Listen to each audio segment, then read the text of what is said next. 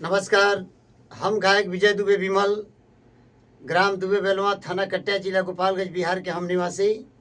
अपना गोपालगंज के सब भाई बहन, काका चाचा, सब मतदाता लोग से हम आग्रह कर रहल बनी कि हमनी के बिहार में मतदान के समय आ रहल बा।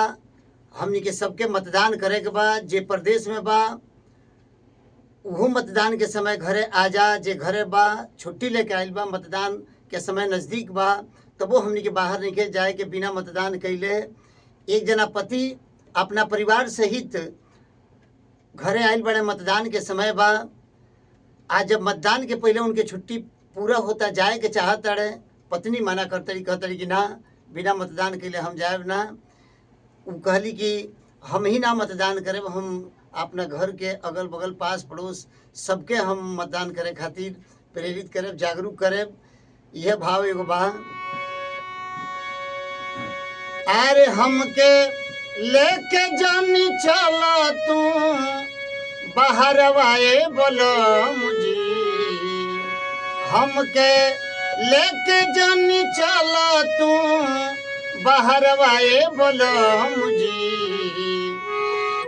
अब की ओट दे बापना ससुरवाए बोलो मुझे, अब की ओट दे बापना ससुरवाए बोलो मुझे।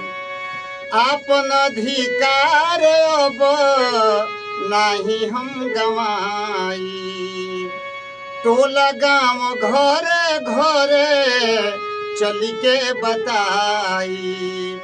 आपन अधिकार हम नहीं अब गवाई, टोला गाँव घरे घरे चली के बताई।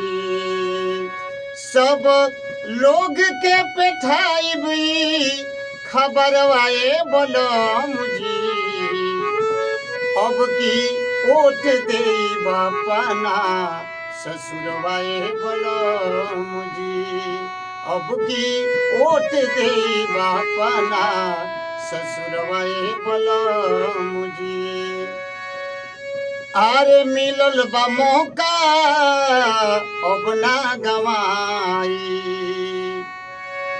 पिया संग सासु संगे ओट देवे जाई। मिलल बा मौका अब नहीं हम गवाई, ननदी जेठानी संगे ओट देवे जाई। आरे बिना ओट देहल छोड़ब नाही घरवाए बोलो मुझे, अब की ओट दे बापना ससुरवाए बोलो मुझे, अब की ओट दे बापना ससुरवाए बोलो मुझे।